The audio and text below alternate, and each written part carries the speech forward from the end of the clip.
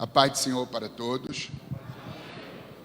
Há exatos 6 anos, nós estivemos aqui, também compartilhando da Palavra de Deus, numa EBOM, Escola Bíblica de Obreiros e Membros. E sempre que eu chego aqui, tenho recebido esse acolhimento, este amor de vocês, que são as marcas, dessa comunidade de fé nessa cidade de São Carlos. Desde que cheguei do Rio de Janeiro, minha terra natal, há 12 anos e meio, uma das primeiras pessoas que Deus plantou na minha vida foi o pastor Ismael Silva, nosso líder, presidente aqui dessa igreja. E tudo que a gente quer quando a gente vem de um estado para o outro, sem conhecer ninguém, é que se estabeleça vínculos afetivos, amizade. E Deus, então, plantou o pastor Ismael no meu coração, de modo que ele germinou, cresceu, se desenvolveu, floresceu e frutificou. E eu me sinto muito feliz de retornar à sua igreja. Quero aqui trazer um abraço da Assembleia de Deus em Parque Esplanada a toda a pleiade de obreiros, diretoria, muitos dirigentes de congregações presentes, as congregações bem representadas na escola bíblica. A todos vocês, nosso abraço, nosso amor, nosso carinho, nosso respeito. Sentem-se, por favor, se assim vocês puderem.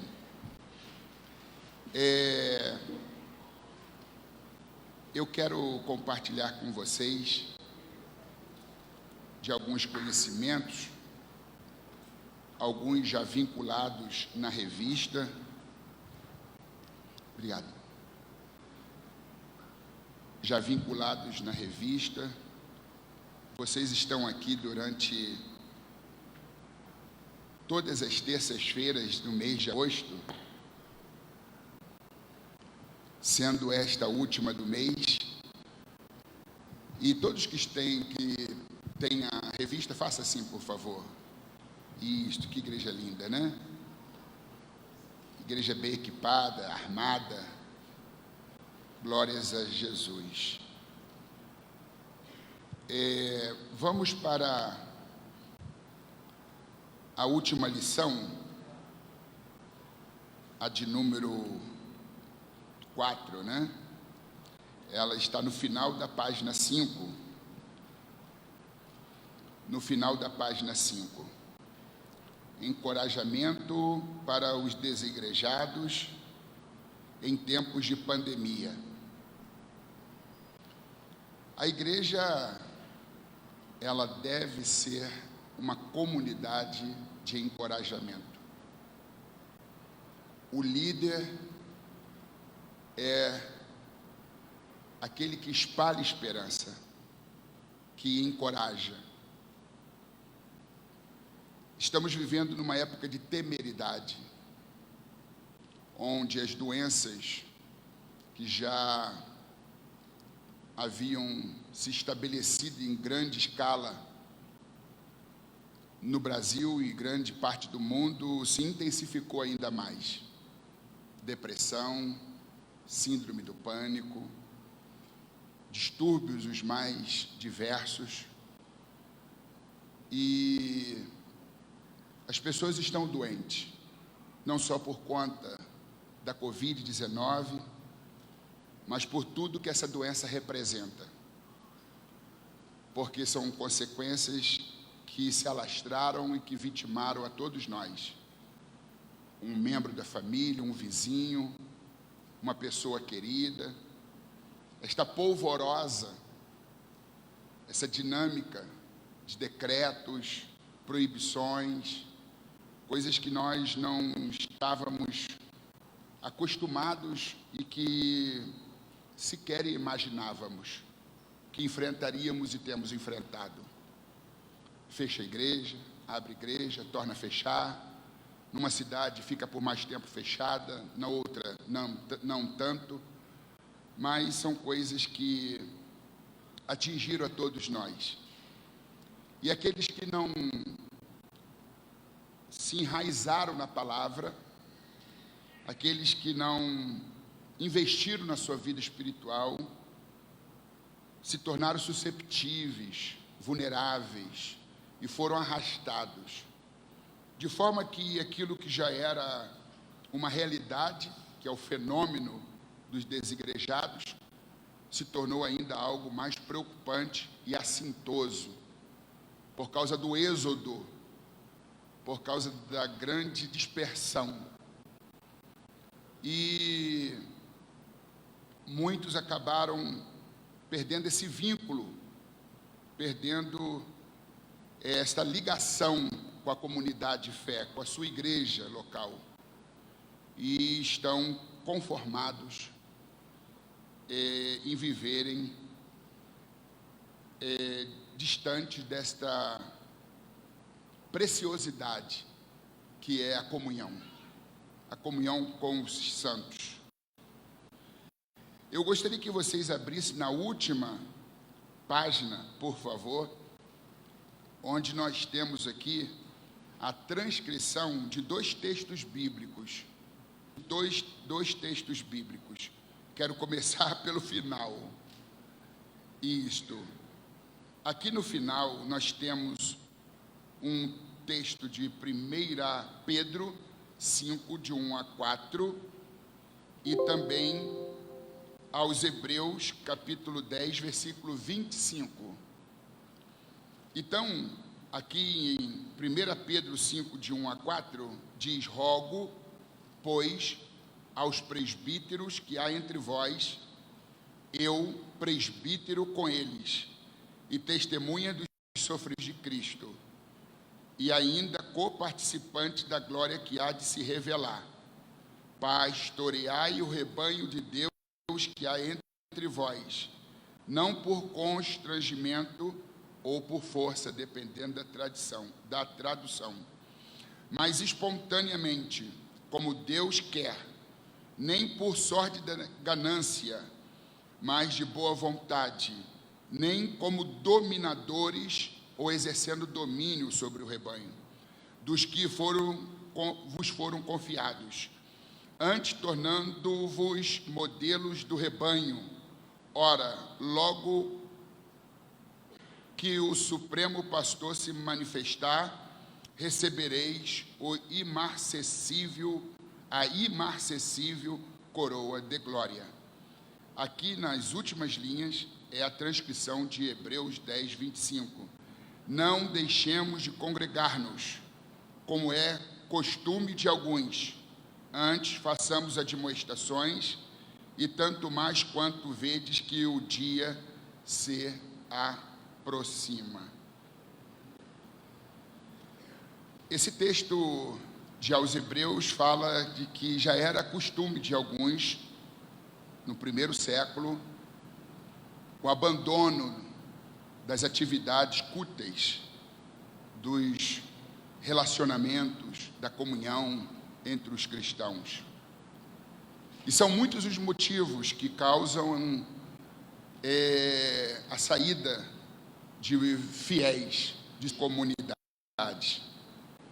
Naquela época, ainda não se havia convencionado o uso de templos.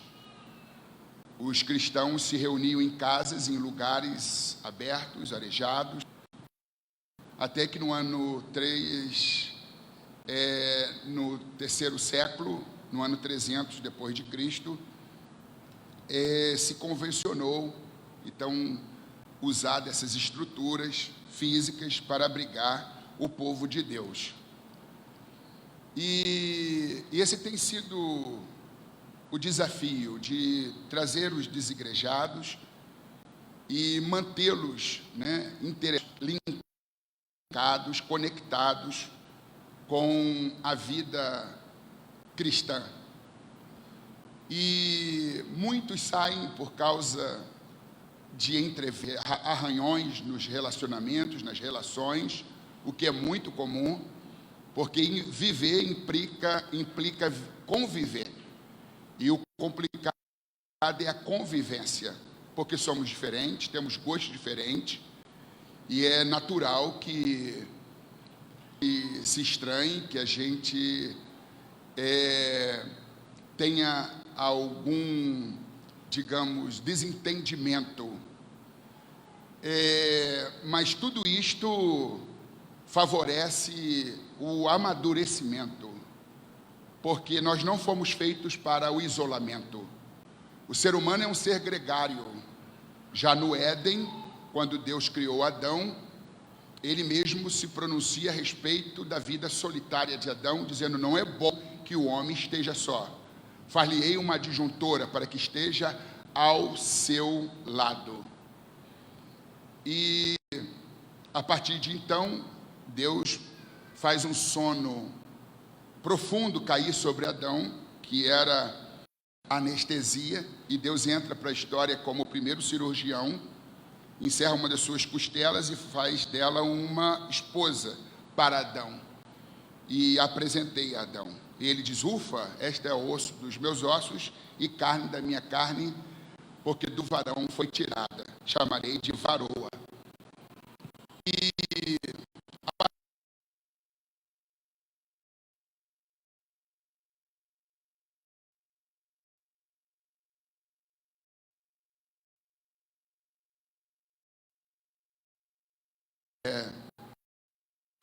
numa situação lastimável, em que um desfere um golpe mortal sobre o outro e comete o primeiro fratricídio da história, um irmão matando outro irmão. E a história se repete ao longo da existência humana, e são conflitos menos intensos, conflitos mais intensos, mas se deve ter civilidade, vida de temor para com Deus, vida subordinada aos preceitos de Deus, para se ter uma vida, digamos, social, uma vida racional, uma vida que possa, digamos, favorecer as boas virtudes e não dar vazão às más inclinações do coração. Terou que é melhor serem dois do que um, porque tem melhor pago o seu trabalho. Porque se um cair, o outro levantará o seu companheiro. Mas ai do que estiver só, em caindo não haverá outro que o levante. E um cordão de 3 dobras não se quebra tão depressa.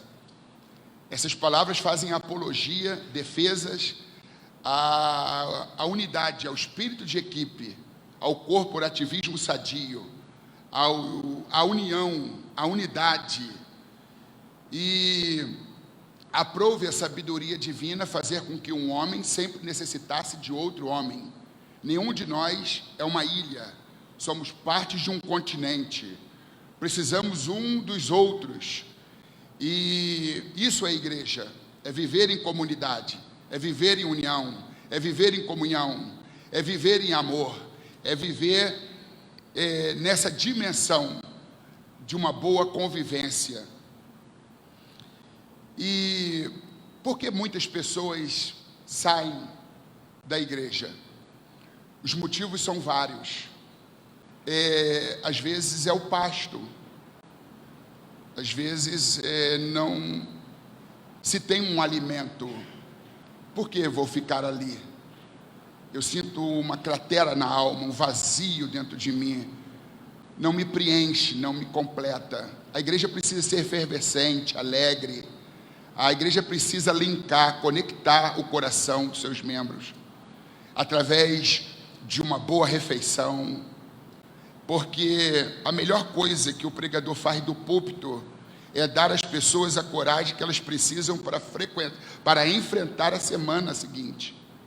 Então a pessoa vem no domingo e às vezes está esperando uma palavra, um bom alimento, esperando que a igreja olhe nos olhos, que seja uma igreja afetiva, porque o erro da igreja às vezes é se preocupar em ser apenas efetiva e não afetiva.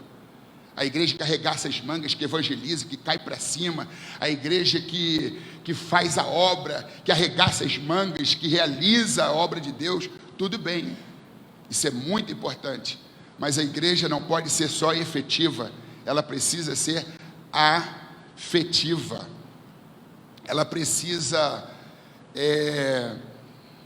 ela precisa amar.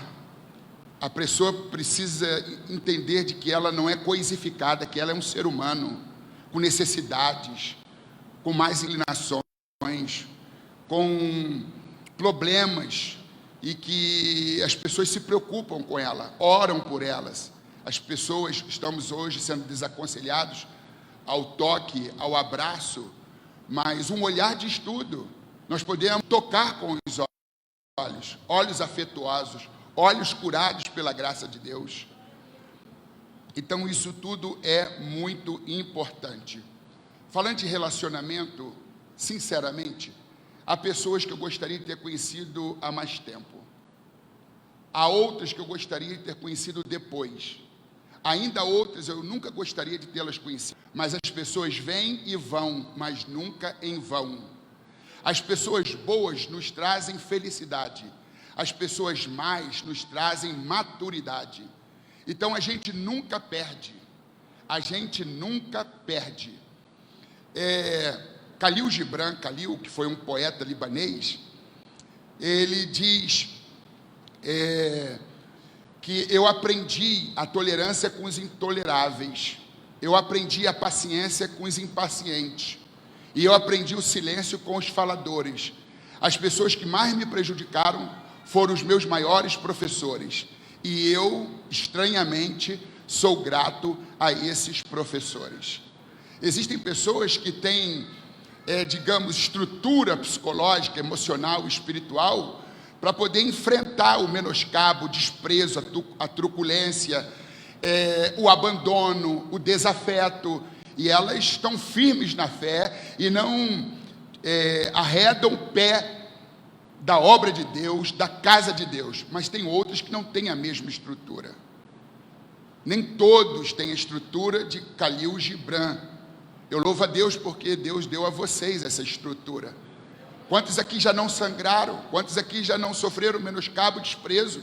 Quantos aqui já não foram golpeados pelos problemas da vida? Quantos aqui já não enfrentaram perseguição? Quantos aqui já não foram preteridos e a despeito estão aqui? Dizendo, com problema ou sem problema, com vicissitudes, mazelas, percalços, com as situações mais adversas, eu vou continuar batalhando pela fé que nos foi dada. Mas nem todos têm essa estrutura. Existe o perigo do envelhecimento sem o crescimento. O envelhecimento sem o amadurecimento. Existem pessoas que só envelhecem, mas elas não amadurecem. Não aproveitam o tempo e as experiências para adquirir sabedoria, para adquirir inteligência emocional, para adquirir envergadura, musculatura, para adquirir tessitura moral, tessitura espiritual.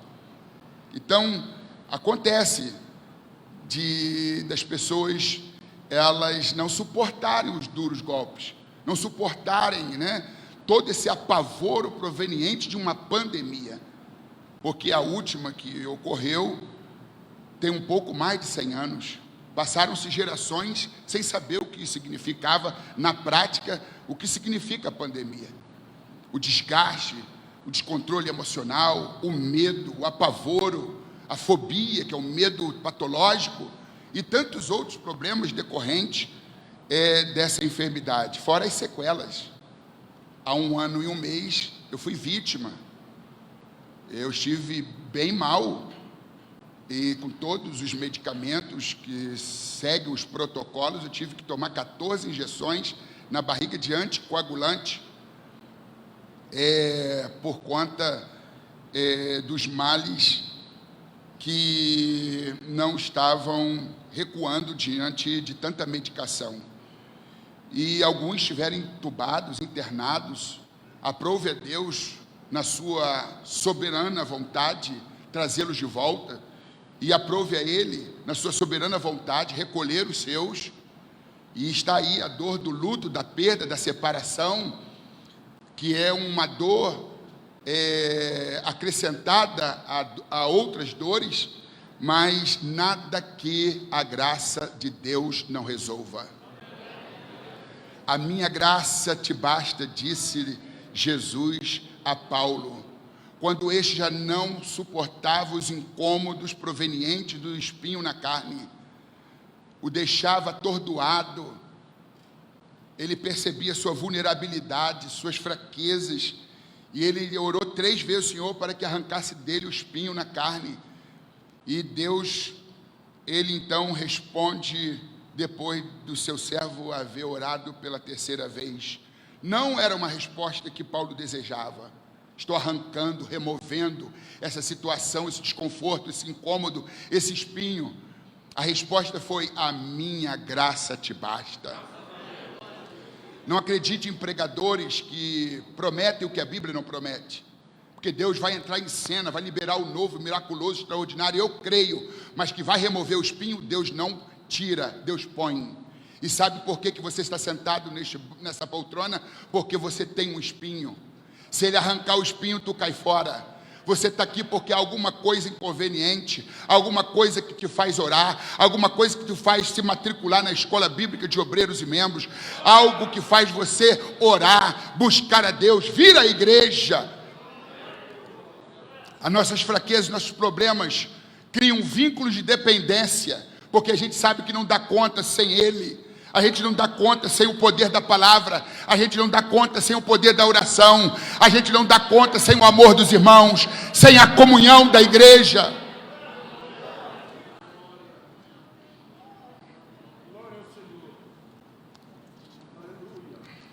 Parabéns para quem produziu a revista, tão bem escrita, início, meio, fim, coesão e coerência. E todos os assuntos estão subordinados aos 2 textos que nós lemos lá no final. Encorajamento para os desigrejados em tempo de pandemia. Por que a pandemia acelerou a tendência do desengrejamento? Os olhos de muitos abriram-se às igrejas mais equipadas tecnologicamente, especialmente no caso de jovens e dos mais informatizados. Tem havido uma empatia natural por aqueles que fazem um bom trabalho. Também podemos ser honestos e admitir que a facilidade em ouvir bons pregadores tornou-se uma opção a considerar. Quem disse que não é possível estar no culto local e ao mesmo tempo no culto vizinho? As muitas lives, né? Tanto de nossas igrejas quanto das igrejas de outros cristãos. E muitos acabaram buscando esse caminho alternativo, já que as igrejas estão fechadas, já que há restrição, já que são impostos limites, né, de números de frequentadores, de participantes. Então, foi um meio que nós encontramos. E pastores da minha idade para cima, que tem, não digo todos, mas alguns, ou uma maioria, dificuldade com esses meios cibernéticos, tecnológicos, puderam constatar um fato: a preciosidade do potencial jovem, essa parte da sociedade, essa classe, né, que está tão bem conectada com a informática, com o mundo, né, tecnológico, que acabou nos assessorando. Foram eles que assumiram esse importante papel no período pandêmico, para poder viabilizar instrumentos novos, inusitados, para poder oferecer à igreja um caminho alternativo, para manter-se conectada com a palavra, com o pastor, com a realidade cultural, com as ovelhas, com os irmãos na fé. E isso trouxe, digamos assim, a descoberta de caminhos inovadores. Aqui na página de número 6, e a questão da relevância da igreja local. Uma pergunta, a pergunta que não quer calar: por que eu preciso de uma igreja local? As pessoas têm descoberto que podem ser ministradas e contribuir à distância. Até Jesus fez milagres virtualmente, curou o filho do centurião mesmo à distância. Basta apenas uma palavra e o meu criado ficará curado. E ele constatou que naquela hora que Jesus liberou a fala, o criado dele recebeu a cura. Mas é uma exceção à regra, porque o plano de Deus é isso aqui: é convivência, é toque, proximidade, calor humano, afeto, amor, comunhão. Podemos sim ministrar à distância, mas não podemos abrir mão do fundamento, do padrão, que é congregacional. E o pilar da liderança é um tripé da liderança. Diga comigo: contato, contágio, no bom sentido da palavra, contágio e transformação. O líder, ele não pode ser impessoal. Ele pode se utilizar das lives, ele pode se utilizar desses mecanismos tecnológicos, mas a base, o fundamento do seu ministério é contato, contágio e transformação. É interagir. É a importância, como já destaquei, olhos nos olhos, ou olho no olho, o toque, isso é muito importante. Um abraço, pôr a mão no ombro e liberar uma bênção, fazer uma oração. Um grande psicólogo chamado Carl Gustav Jung, pai da psicologia analítica, ele diz: conheça todas as técnicas, domine todas as teorias, mas quando tocar numa alma, seja apenas uma outra alma humana. Não podemos correr o risco de nos tornarmos impessoais, frios, calculistas, inumanos, desumanos. Temos aqui um objeto inanimado, um púlpito lindo de acrílico, sem alma, sem vida, lindo e utilitário, mas não tem emoções. Temos aqui um belo granito para se contrastar com o acabamento de madeira. Temos aqui algo emborrachado, temos aqui algo de aço, temos aqui algo, não sei de que é feito esse microfone, temos ferros que são os pés das cadeiras. Não tem alma, não tem vida, não tem sentimento, não tem emoções. E o que Carl Jung diz é: conheça todas as técnicas, domine todas as teorias, mas quando tocar numa alma, seja apenas uma outra alma humana. Muitas pessoas dizem: eu vou voltar para aquela igreja. Aqueles irmãos olharam nos meus olhos, já lá na porta eu senti aquele aperto de mão, eu senti afeto, acolhimento, eu senti o amor daquela igreja, a forma simpática, agradável, como eu fui recebida. Essas coisas marcam. Nós não somos de ferro. Se teu coração é de ferro, bom proveito. O meu é de carne e sangra todo dia. Eu sou humano. Às vezes eu prego como um gigante, mas chego na minha casa aos prantos. Eu tenho o meu momento de consternação, de tristeza. Uma esposa que trata de um câncer, que volta e meia está depressa. Um filho com craniocinostose, com síndrome de Carpenter. Estava falando no gabinete em off com um pastor sobre o maior desafio meu é pregar a palavra. Já é, digamos, algo que exige muito autocontrole, você se interagir com o público, você não perder a linha de raciocínio, você ter domínio sobre um texto, você ter uma boa comunicação ou comunicabilidade. Mas imagina, eu tive uma experiência em 2015, estive aqui meses depois, com muito mais dificuldade do que as que eu tenho agora.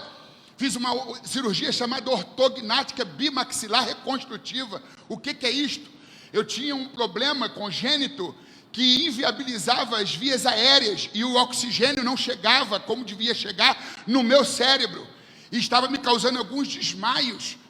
E aquilo aumentava as possibilidades de eu ter um AVC, um acidente vascular cerebral, um aneurisma cerebral, ou mesmo um infarto agudo do miocárdio. Então, me fizeram entender a complexidade da minha situação e me submeteram a uma cirurgia.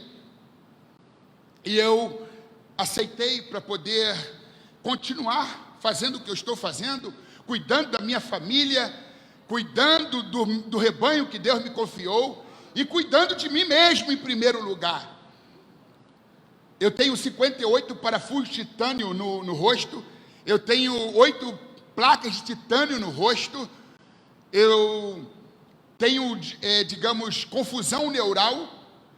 Houve um nervo que sofreu uma lesão e não se regenerou, de forma que não há comunicabilidade entre o cérebro e a minha boca. O meu cérebro não reconhece a minha boca. Durante o primeiro ano da cirurgia, eu andava com aquele espelhinho que as mulheres comumente usam dentro da bolsa, e disfarçada e furtivamente eu ficava olhando para ver se minha boca estava simétrica, linear, porque a impressão que eu tenho até hoje é que minha boca não está no lugar, que a minha boca é muito grande, eu tenho choques elétricos, eu tenho formigamento, parestesia, a parte dos lábios inferiores eu não sinto absolutamente nenhuma sensibilidade.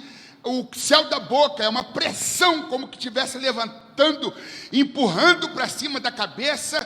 E com tudo isto, eu descobri que nos últimos dias, o homem mais bem-sucedido não seria o mais forte e nem o mais inteligente, mas aquele que melhor se adapta às circunstâncias. Somos adaptáveis, não é porque perdeu a perna que vai abandonar o barco, abandonar a fé. Não é porque foi vítima de um câncer, não é porque foi vítima de sequelas oriundas da Covid-19. Está aí, quantos sequelados? A vida continua, ainda que a figueira não floresça, ainda que o produto da oliveira minta, ainda que nos currais não hajam vacas, ainda que as ovelhas sejam arrebatadas, ainda que a figueira não floresça, todavia eu me alegrarei e me exultarei no Deus da minha salvação.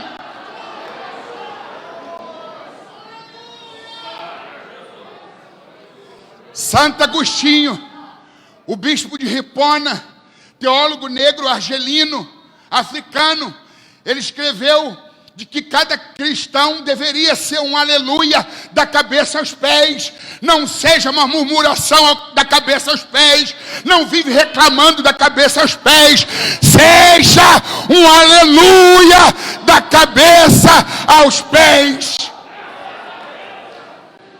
Alegrei-me como me disseram: vamos à casa do Senhor.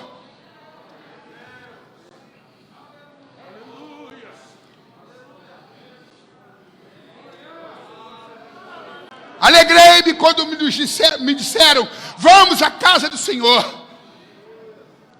Cuidado com os ladrões da alegria. Não perca a tua alegria. Os desigrejados perderam a alegria. Já não sente alegria para vir na casa de Deus. Já não sente alegria da comunhão. A alegria de cantar, louvar, orar, comungar. Não perca a alegria. Faça do teu limão uma limonada. O limão é ácido, amargo e azedo. Se tu tirar do limoeiro e comê-lo, mastigá-lo, engoli-lo, vai ser indigesto. O amargor, a acidez, o azedume. Mas se você tira do limoeiro, você lava, corta, remove os caroços, coloca no liquidificador, bate em alta rotação com um pouco de água e depois pega uma peneirinha para reter os bagaços. Coloca depois dentro de uma jarra bonita o supra-sumo, adiciona mais água, açúcar, aspartame, coloca pedrinhas de gelo por causa do calor de São Carlos e um canudinho. Faça do seu limão uma limonada.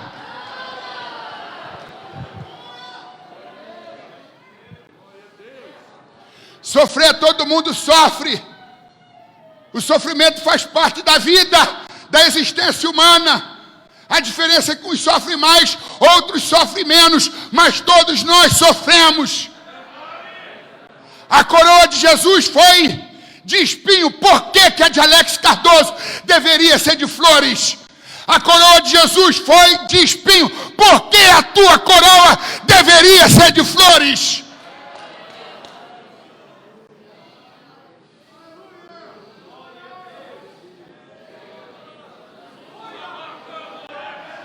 Paulo não foi poupado dos açoites, das prisões, naufrágios, fome, frio.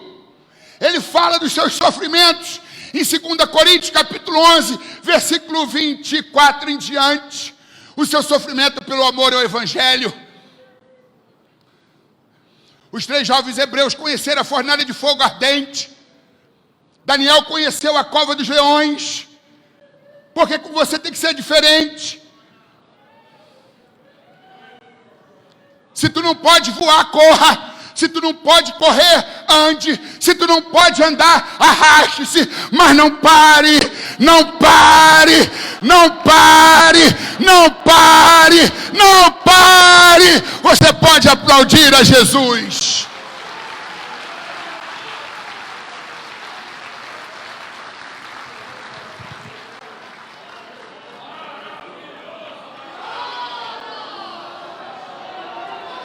Eu posso andar devagar, mas eu não paro. Eu posso andar devagar, mas eu não paro. Eu posso andar devagar, mas eu não paro.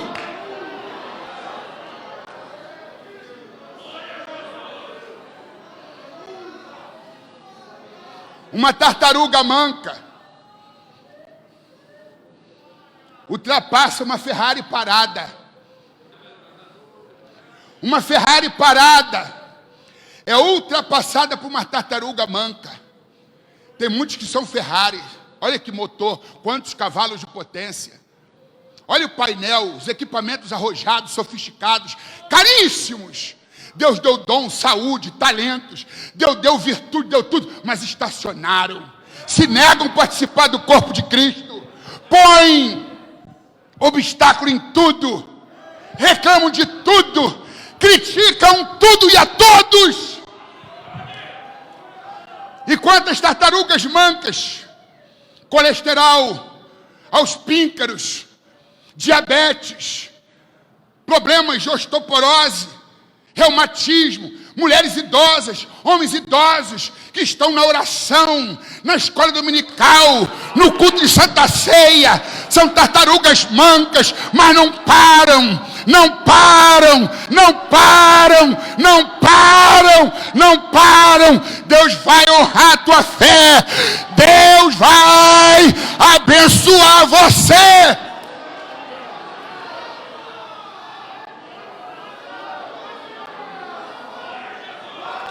Quem quer arruma um jeito, quem não quer arruma desculpas, mas não existe desculpas para quem arranja um monte de desculpas.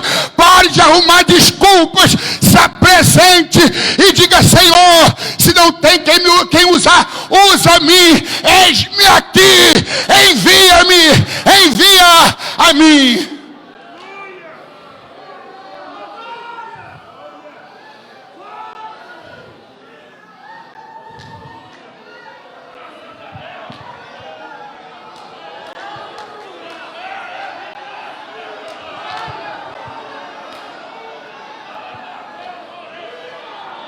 Adorem. É um espaço para adoração.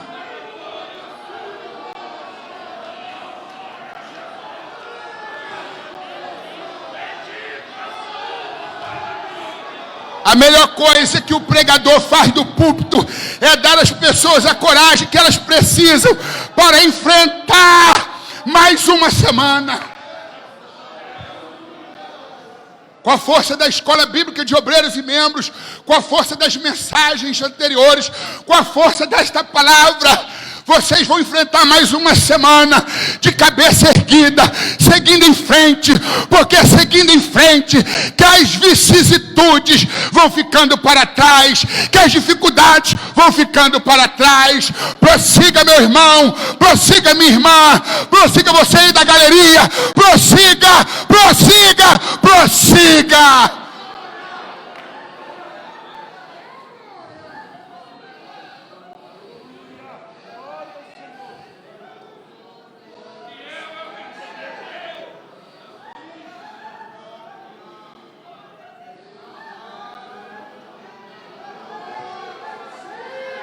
Glória a Jesus.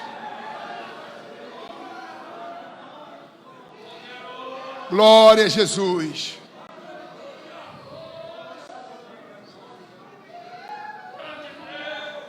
Vamos ao texto de 1 Pedro.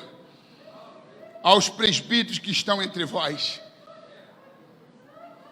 admoesto eu, que sou também presbítero com eles. Eu acho isso aqui tremendo, porque na primeira carta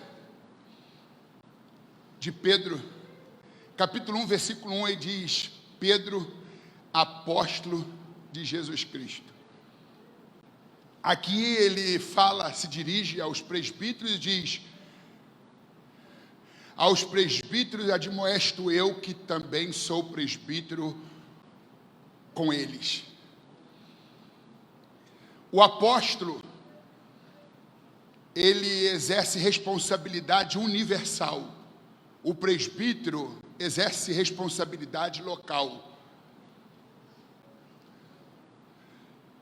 Mas o apóstolo aqui se coloca na condição de presbítero. Isso é humildade, isso é conexão, isso é estratégia, no olhar de cima. Porque liderança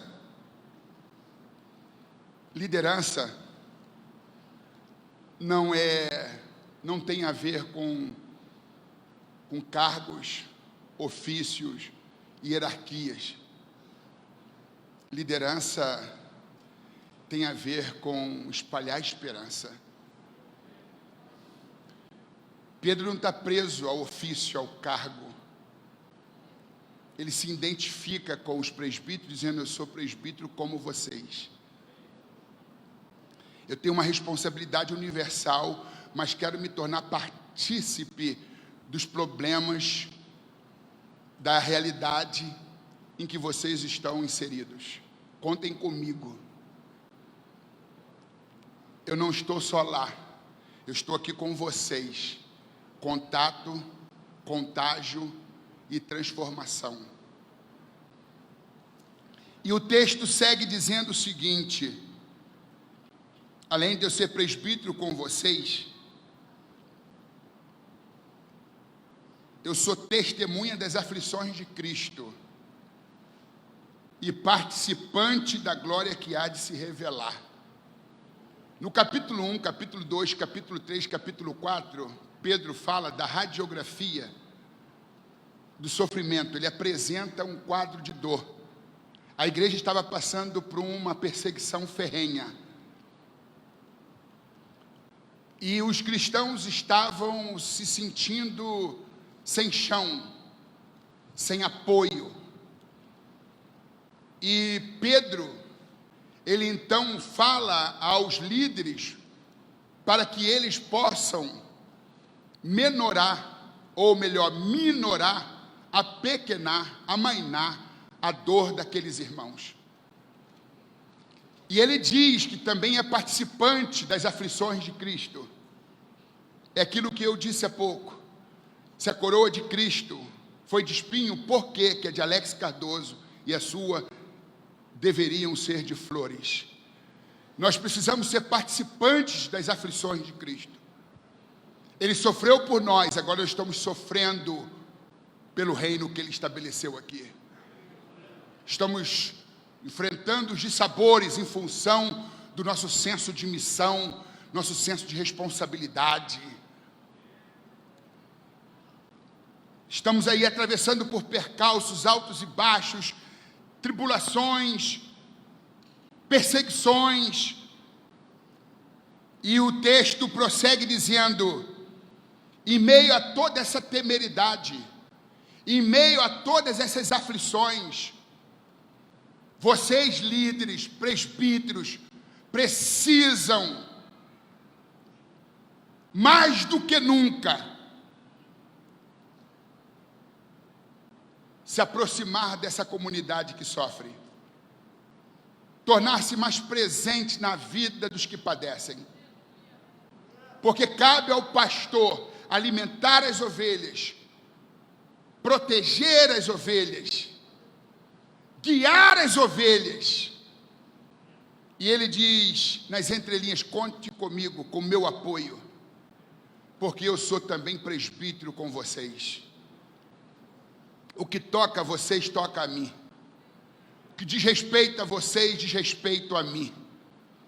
O teu sofrimento é o meu, a tua dor é a minha dor. Aqui há vínculo, aqui há empatia, aqui há solidariedade, generosidade. E é isto que dá seguridade às ovelhas. Olha, eu sou protegida. Alguém se preocupa comigo. Alguém está orando esta hora por mim, por minha casa. E como a radiografia é de dispersão, de sofrimento, de perseguição, Pedro então está se unindo aos líderes locais para criar estratégias e efetivar um plano para poder atender a demanda do reino, para poder acudir aqueles irmãos desesperançosos. E qual é o antídoto quanto ao desengrejamento? Apacentai o rebanho de Deus. A palavra apacentar significa alimentar. Dificilmente uma pessoa bem alimentada, ela vai abrir mão da comunhão, dizer: não, naquela igreja há um banquete, o pastor nos conduz às águas tranquilas e a pastos verdejantes. Ali eu dessedento a sede da minha alma, eu desfomento a fome do meu espírito. Ali eu sou nutrida, lá tem proteína, vitamina, lá tem nutrientes. Para não intensificar esse fenômeno do desengrejamento, cabe à igreja, cabe aos ministros, cabe o pastor se preocupar com uma boa refeição, com uma alimentação proteica, vitamínica, que fortaleça, que gere ânimo, que gere força, vigor, saúde, presteza, destreza, firmeza. Apacentai o rebanho de Deus. Onde a Bíblia não tem voz, não devemos ter ouvidos, mas onde a Bíblia tem voz, as pessoas vêm, porque elas têm fome, fome da presença de Deus, da palavra de Deus. Tendo cuidado dele de quem? Do rebanho. Não por força, tirania, ameaças, autoritarismo, mas voluntariamente, não por torpe ganância, mas de ânimo pronto. Aqui está a preocupação de Pedro com as motivações do pastorado, com as disposições do ministério, com as motivações da igreja. Porque não basta você suar, não basta você trabalhar, não basta você arregaçar as mangas e pôr a mão no arado. Com que motivação tu está fazendo a obra? A Bíblia diz: servir o Senhor com alegria. Tem muita gente que está empurrando o ministério com a barriga. Tem muita gente que está fazendo a obra de Deus por senso de obrigação, ou até mesmo porque tem medo de que, se não fizer, Deus vai punir, Deus vai castigar. Tem uma mentalidade completamente irreal sobre Deus. A Bíblia diz: todas as vossas coisas sejam feitas com caridade, com amor. Nada façais por contenda, por vanglória, mas por humildade, considerando-os aos outros superiores a si mesmo. Você está fazendo a obra de Deus com alegria, com humildade, com amor? Ou você está fazendo por medo? Medo de ser chamado a atenção, medo de punição, medo de perder o cargo, se não atender a demanda do ofício. É o Senhor que você está servindo. Mesmo quando o homem lhe der uma ordem, faça como se estivesse fazendo para Deus. Tem amor naquilo que você faz. E muitos púlpitos nós vemos que em lugar da palavra tem heresias. Essa é a preocupação do pastor, que é zeloso. John Stott diz: pastor, não se preocupe com quem entra na sua igreja, se preocupe com quem assume o púlpito da sua igreja. A igreja está aberta para quem quiser entrar. Agora o púlpito está franqueado para quem teme a Deus, para quem tem a palavra de Deus para compartilhá-la. Não se preocupe com quem entra na sua igreja, se preocupe com quem assume o púlpito da sua igreja. E é o que Pedro nas entrelinhas está dizendo: apacentai o rebanho de Deus, alimentai o rebanho de Deus, tendo cuidado dele, não por força, mas voluntariamente, não por torpe ganância, lucro vergonhoso, ambição, mas de ânimo pronto, nem como tendo domínio sobre a herança de Deus, porque a igreja é de Deus. Na vida da igreja entra e sai pastores, na vida dos pastores entram e saem ovelhas. Algumas são levadas para a glória, outras mudam de municípios, de estados. A empresa transfere, tem que ir com a família para uma outra cidade. Então é uma realidade. Na vida dos pastores entram e saem ovelhas, e na vida das ovelhas entram e saem pastores. Louvo a Deus pelos 14 anos que Deus tem dado ao pastor Ismael. Que sejam muitos outros anos de um ministério ativo e efetivo e ativo neste lugar. Mas vai chegar um dia que Deus remove as peças, que Deus traz e leva, traz. É Deus que tem o controle dessas coisas. Há 12 anos e meio eu estava no Rio de Janeiro, presidindo um campo, já há 5 anos.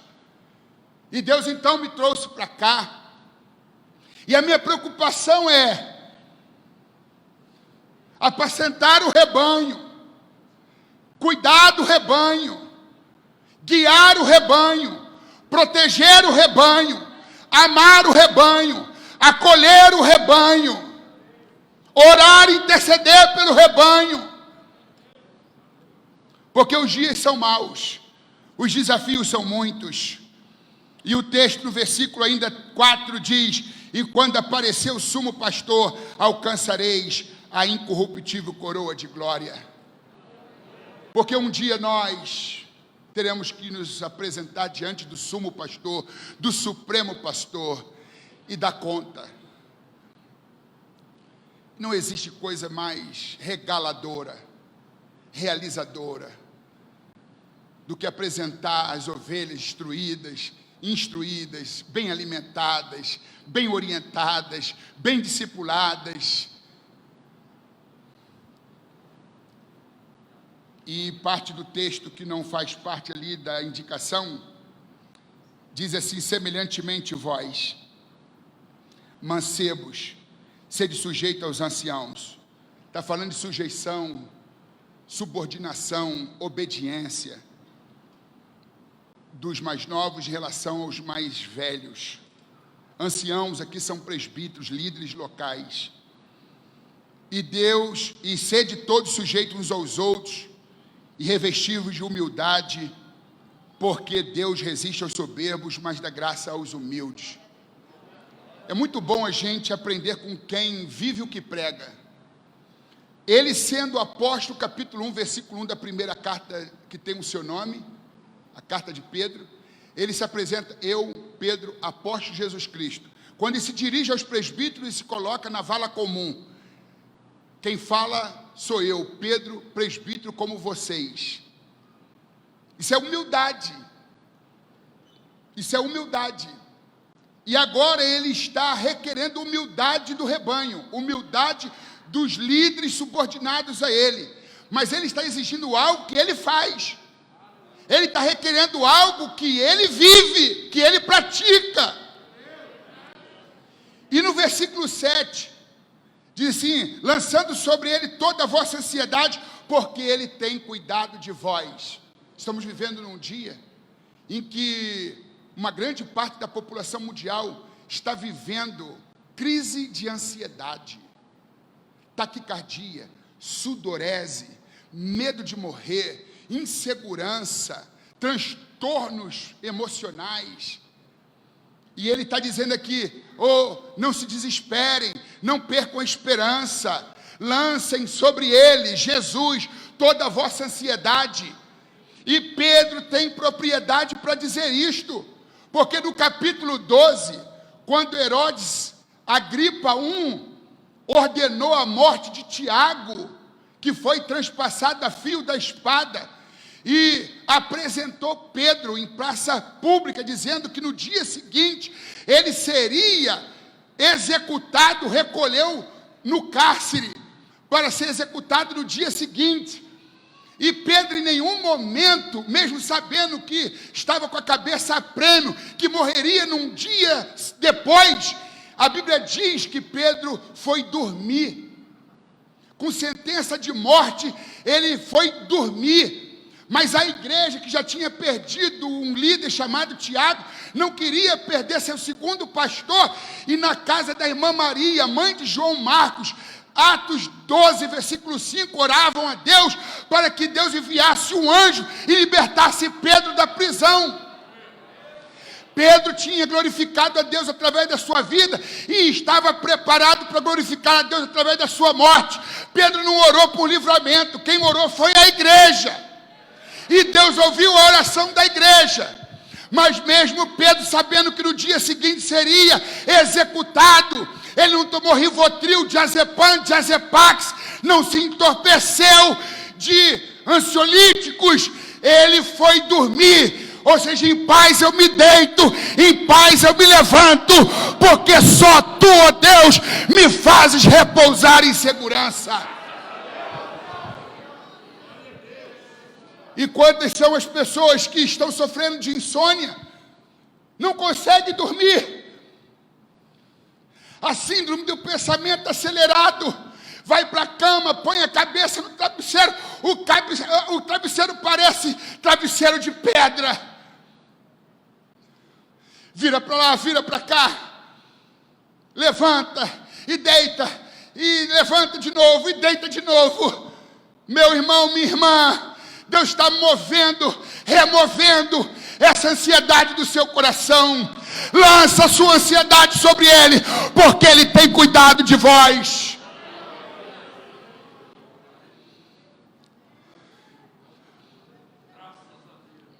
E Marcos capítulo 4, versículo 35 a 41, fala de uma tempestade. O vento soprou forte, as ondas ficaram altaneiras. O mar ficou furioso, relâmpagos, raios, trovoadas. Os discípulos ficaram boquiabertos, estupefatos, apavorados. Procuraram Jesus, cadê Jesus?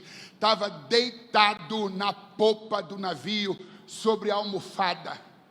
Um dos discípulos foi lá e disse: Senhor, não te se dá que todos nós pereçamos? Olha a tempestade, tu está dormindo. Jesus estava dando uma lição para os discípulos que eles não entenderam.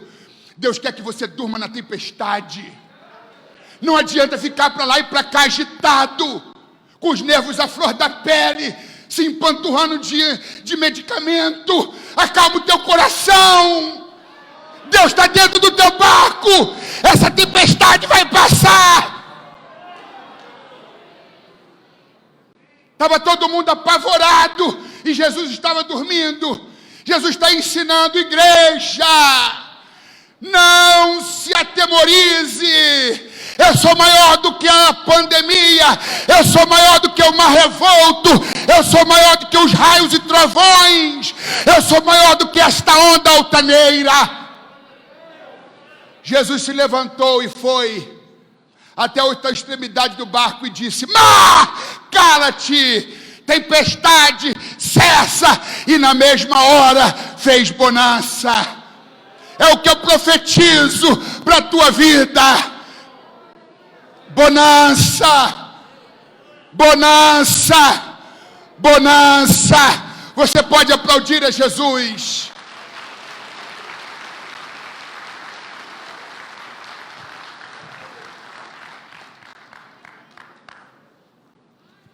Apacentar é alimentar. Procura apresentar-te a Deus aprovado, com um obreiro que não tem do que se vergonhar e que maneja bem a palavra da verdade. Manejar bem é cortar reto. Manejar bem é cortar certo. Manejar bem é trazer algo com conteúdo, algo transformador, algo proteico, algo que possa fortalecer a alma, robustecer o espírito, algo que possa introjetar força no coração humano. Procure apresentar-te a Deus aprovado. Charles Haddon Spurgeon, príncipe dos pregadores, pastor batista, nascido em 1834, morto em 1892. Ele diz que chegará um dia em que todos nós precisaremos de um microscópio para enxergarmos um grão de doutrina numa dúzia de sermões. O pastor estava falando em off sobre essa preocupação que ele tem. A quem franquear o púlpito, a quem dar uma responsabilidade de ser um porta-voz. Está se tornando cada vez mais raro alguém com conteúdo, com embasamento teológico, bíblico, alguém que tem um viés doutrinador. Há muitas falácias, heresias, filosofias, vãs. Chegará um dia que todos nós precisaremos de um microscópio para enxergarmos um grão de doutrina numa dúzia de sermões. Não é que esse dia vai chegar. Esse dia já chegou e faz tempo. E era a preocupação de Pedro muito tempo antes. Por isso que ele se reúne com os presbíteros e diz: apacentai, alimentai o rebanho de Deus. Crente bem alimentado não tem medo do diabo. Crente bem alimentado não é refém das circunstâncias. Crente bem alimentado, ele é proativo, ele é dinâmico, ele é animado, ele é fervoroso. Nada faz por vagarosamente, mas sede fervoroso do Espírito servindo ao Senhor. Isso é fruto de uma boa alimentação, de uma boa refeição. Apacentai o rebanho de Deus.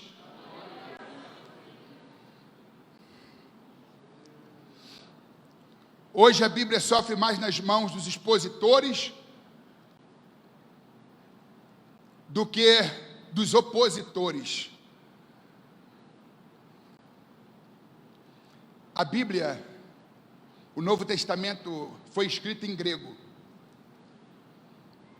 E é interessante que há um provérbio, um adágio, que diz que o grego tem a palavra certa.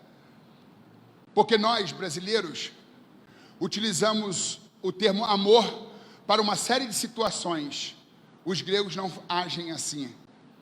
Existe uma palavra específica para cada tipo de amor.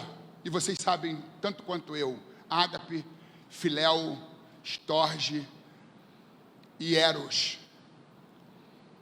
E é interessante que quando a Bíblia fala sobre reconciliação, nós entendemos reconciliação e acabou. Mas os gregos não. Reconciliação entre uma vítima e um ofensor, entre duas pessoas que mutuamente se ofenderam. Qual é o tipo de reconciliação? Entre o homem e Deus, ou entre um homem para o outro homem, de pessoa para pessoa, catalasso, apocatalasso, dialassomai. Quando a Bíblia fala de crianças, a gente fala criança, essa criança. Mas o grego tem 5 termos para crianças. Eu me lembro de apenas 2 dos 5, que é paidion e blefos. Ainda tem outros 3 termos que não me vêm à memória no momento. São crianças pequenas, recém-nascidas, crianças crescidas, crianças que estão adentrando na pré-adolescência. Então são termos bem específicos. Termos bem específicos. E tudo que Deus espera de um líder, de um pastor, é que ele o ame com amor sacrificial, com amor ágape. Quando Jesus disse para Pedro, reabilitando, reconduzindo ao ministério, pois esse havia negado a Jesus 3 vezes. Jesus queria se certificar: Pedro, tu me amas? E ele disse: eu te amo, então apacenta minhas ovelhas. Pela 2ª vez, Jesus disse: Pedro, tu me amas?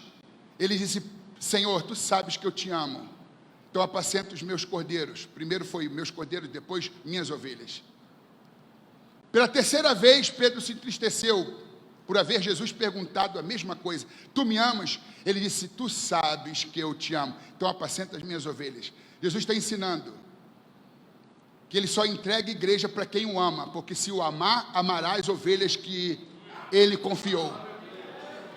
Se você conhece algum dirigente de congregação, se você conhece algum pastor presidente, algum líder que está na frente de uma obra, conduzindo o rebanho, sem amor, foi a convenção que deu, o concílio que deu, o conselho da denominação dele que deu, foi um homem que entregou, mas não foi Jesus. Jesus só entrega rebanho para líderes que amam a Ele, porque se amar a Jesus, vai amar as ovelhas que Jesus lhe confiou.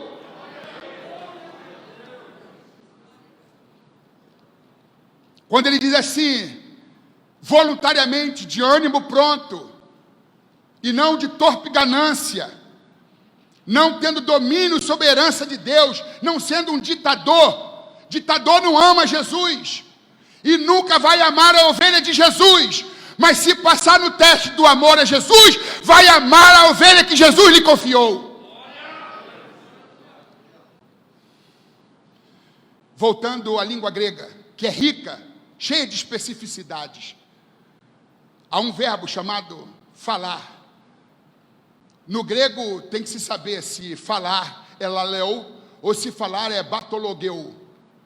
Porque falar, laleu, lalear, significa falar com propriedade, com conhecimento de causa, falar com fundamento, falar com os pés no chão, falar sabendo o que está falando, falar com peso, com embasamento, falar com consciência. Em 1 Timóteo capítulo 1, versículo 7 diz, Paulo escrevendo a Timóteo, querendo ser doutores da lei, sem saber o que dizem e o que ensinam. Olha só, alguém que quer a prerrogativa de mestre, de emitir opinião, só tem que não sabe do que se trata, não tendo domínio sobre a matéria, querendo ser doutores da lei, sem saber o que dizem, sem saber o que ensinam.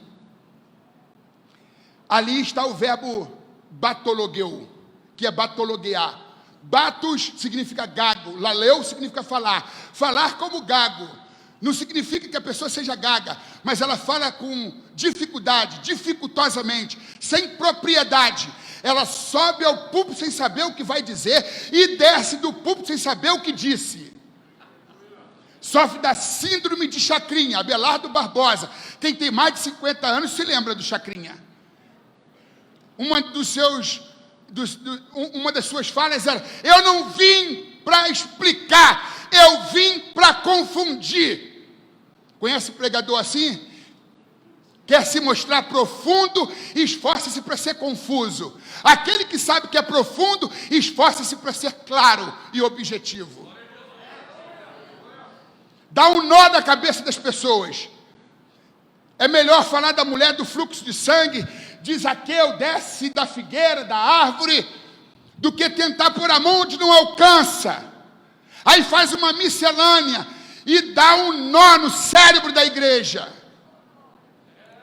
Sobe ao púlpito sem saber o que vai dizer, desce do púlpito sem saber o que disse.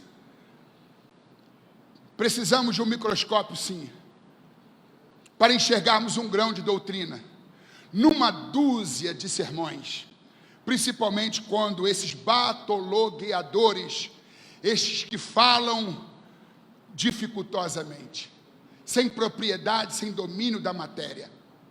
Então, Laleu é falar com propriedade, é falar de cátedra, falar de cadeira, falar embasado na verdade. Batologuear é falar sem saber o que está falando, é ensinar sem saber o que está ensinando, é comprometer a saúde da igreja. É comprometer a saúde da igreja. Vocês estão de parabéns, porque nem todas as igrejas têm essa agenda. Mesmo com essas dificuldades, com esses desafios, nós vamos ter sim. Se não foi possível, 2020 não foi possível em lugar nenhum, por causa das repreensões, por causa das proibições, por causa dos decretos. Mas agora que as coisas estão se amenizando, a gente não vai cruzar os braços, não. Temos que dar lugar à palavra. Temos que voltar à escola bíblica de obreiros e membros. Precisamos colocar o feno à altura da boca da ovelha. Coloque o feno à altura da boca da ovelha. Jesus disse para Pedro: apacenta as minhas ovelhas. Ele não disse: apacenta as minhas girafas. Há um erro em algumas igrejas. Não simplificam, elevam o tom acadêmico e os pastores se transformam em alimentadores de girafas. Eles pegam o capim, o feno e colocam numa altura tão grande que as ovelhas com as pontinhas dos pés não conseguem alcançar. Jesus não nos chamou para alimentarmos girafas, mas para alimentarmos ovelhas, simplificar a coisa. O eruditismo não pode tomar lugar da simplicidade do Evangelho. Nós temos que colocar o capim, o feno à altura da boca das ovelhas. Se a girafa tiver fome, que ela incline o pescoço para comer do capim que está sendo servido pelo pastor. A ovelha não tem como alcançar o feno quando está muito alto. Por isso que o pastor tem que descer o feno até a sua boca. Mas a ovelha, a girafa, se tiver fome, ela pode sim baixar o pescoço para comer do capim, do feno que está sendo servido. Há uma palavra em C.S. Lewis que diz que Deus nunca se faz de filósofo para uma lavandeira. E a beleza do Evangelho é isto. É a sua simplicidade. Paulo, quando foi ter com os coríntios, disse: quando eu fui ter convosco, não usei de palavras de sublimidade e sabedoria humana, para que a cruz de Cristo não se fizesse vã. Quando eu estive com vocês, eu estive em demonstração do Espírito e do poder, porque o Evangelho é o poder de Deus. O Evangelho é o poder de Deus. O Evangelho é o poder de Deus. No púlpito ou em qualquer outro lugar, instrução não é substituta da unção. Que Deus abençoe a todos vocês. Muito obrigado, meu querido amigo e pastor Ismael Silva, por me franquear o púlpito da sua igreja. E eu quero aqui, em poucas palavras, primeiro presentear o pastor. Eu só trouxe um livro desse aqui, porque ele está esgotado. Atitude, práticas positivas que levam ao sucesso, da editora Academia. Olha o autor, nosso bispo. Estou trazendo aqui, primeira mão para o senhor. Muito obrigado. Amém. E para sua esposa, um livro da minha autoria, Como Ser Abelha no Mundo de Moscas, encarando os desafios da autodescoberta. Está aqui uma dedicatória que eu faço à pastora Elaine Benício, Alex Melo Cardoso, 24/8/2021. Deus o abençoe. Vocês podem aplaudir a Jesus.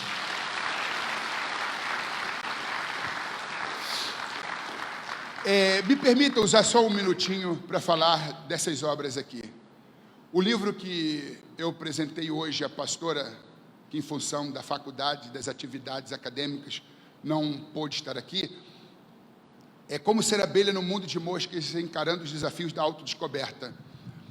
Eu li uma obra de uma historiadora chamada Bill Wilson, A Colmeia, e uma outra de um autor da Guatemala, chamado Augusto Monterroso. A Bill Wilson fala sobre as abelhas e Augusto Monterroso fala das moscas, do homem enquanto mosca, e Bill Wilson do homem enquanto abelha. Existem 3 classes de abelhas: a abelha rainha, que se alimenta da geleia real, que representa a palavra de Deus. Existem os zangões, que são os reprodutores, e a grande maioria das abelhas são as chamadas abelhas obreiras ou operárias. Eu sou uma delas.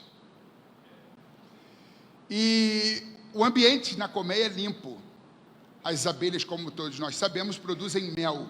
Do mel existem vários derivados, de xarope a shampoo e outros tantos. Os maiores arquitetos do mundo se inspiraram na colmeia para criarem os seus projetos, designs de monumentos, construções, etc.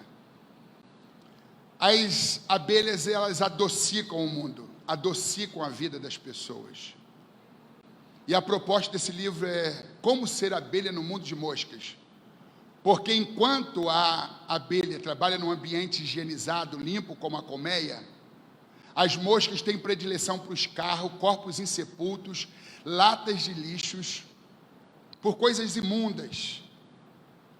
A proposta é: não sejamos como as moscas que procuram chagas até em corpos limpos, mas sejamos como as abelhas que procuram belas flores até no meio da lama. Existe o nosso lado sórdido, as más inclinações, que eu denomino de lado mosca, que precisa ser subjugado. Às vezes a agressividade, a ira, a inveja e outros sentimentos autocorrosivos, autodestrutivos, que nos desumanizam, estão lá dentro, e a gente não pode tentar tapar o sol com a peneira. Então é um livro de autoconfronto, para você conhecer sua realidade, e uma vez percebendo a dura realidade da sua natureza, esses pontos sombrios da sua natureza, você trabalhar, você romper com esse estado de coisas. O primeiro passo para a cura é admitir que você está doente. O segundo passo é querer a cura, desejá-la. Então, esse livro, ele nos ensina a fazer a maior e mais longa viagem que um ser humano pode fazer. Não é para o continente asiático, nem para o continente europeu ou africano, nem para a Lua, nem para Júpiter. A mais longa viagem é para dentro de nós mesmos. Então, é para você conhecer, é um caminho de autoconhecimento. E eu trago aqui esse livro que ganhou um prêmio em 2005, foi editado pela editora MK Publicitar, e foi reeditado em 2018. Como Ser Abelha no Mundo de... aí eu trocando aqui, só merece o doce quem provou o amargo, e se a vida for uma barra, que seja de chocolate. Mas pega leve, para você não ficar igual Timaya, tá bem? Mas se for da Cacau Show, então pode comer à vontade, tá bem? Então, Só Merece o Doce Quem Provou o Amargo é um livro de resiliência, de superação. É um livro para quem está enfrentando desafios, dor, sofrimento, perda, e como sobreviver a tudo isso. Então, eu recomendo esse livro. E esse aqui está esgotando, devo ter só 6, eu acho, 7. Como ser um líder poderoso sem ter sede de poder. A síndrome de Diótrefes, diagnóstico, tratamento e cura à luz da Bíblia. Diótrefes foi um líder local de uma igreja, cujo líder maior era o apóstolo João. Este escreve a 3ª carta, que leva o seu nome, a um amigo presbítero chamado Gaio, e ele faz elogios a Gaio, elogios a Demétrio, e censura Diótrefes, que era um déspota, um tirano. A Bíblia diz, em 3 João, capítulo 1, versículo 9 e 10, que este homem, chamado Diótrefes, ele queria ter o primado, a primazia entre os irmãos, e não contente com isso, lançava as pessoas para fora da igreja. Ou seja, nós estamos falando de desigrejados e como a gente trazer os desigrejados de volta. Este homem, com a sua arrogância, empáfia, com seu absolutismo, com a sua tirania, ele lançava as pessoas para fora da igreja. E João faz uma série de exortações contra ele, e diz que iria ter com ele tete a tete, face a face, para poder fazer com que ele se retratasse das palavras desrespeitosas e insultuosas que ele lançou sobre o líder maior, João. Então é um líder que não deve ser imitado, e o contraponto é a liderança do apóstolo João, do apóstolo Paulo e de Jesus. Então, aqui você aprende a ser um líder como Jesus, um líder como Paulo, um líder como João, e não ser um líder como esse déspota chamado Diótrefes. Temos outros livros lá, na área da psicologia, no meu carro, mas eu não queria ocupar muito tempo aqui falando das obras. Se você puder levar esses livros maiores, eles custam R$ 49,90 nas editoras, mas R$ 35 quando eu visito alguma igreja. E esses aqui, R$ 25. Inclusive esse que não é de minha autoria, mas que tem tudo a ver com o que foi tratado aqui. O Poder da Igreja Original, de Joseph Klim. O Poder da Igreja Original, virando o mundo de cabeça para baixo. Aqui fala da igreja primitiva como modelo da igreja contemporânea, uma igreja fervorosa, poderosa, uma igreja que fazia diferença e que caía na simpatia de todo o povo. Se você puder investir no teu ministério, já que é uma escola bíblica de obreiros e membros, não sou vendedor de livro, mas claro, quando eu visito uma igreja que as pessoas levam, porque é um investimento, não é eu que ganho apenas, nós todos ganhamos. Este livro, por exemplo, todos os livros que eu escrevo, eu demoro entre 1 ano a 2 anos para concluí-lo. Este livro aqui, sobre liderança, eu levei 9 anos para escrevê-lo. Então imagina alguém que vai possuir esse livro por R$ 35, vai lê-lo, absorver o seu conteúdo, e em 30 dias, o que ela teve acesso em 30 dias, eu padeci 9 longos anos para poder ter acesso às informações que estão aqui. Então vale a pena, mas não compra para enfeitar a estante, compra para ler, para pesquisar, porque livro é muito caro. Queria eu ter condições de presentear livro para todo mundo, mas é muito caro mesmo. Muito obrigado, meu querido pastor, pela paciência, pelo carinho, pelo amor. Muito obrigado a todos, e as palmas são para Jesus.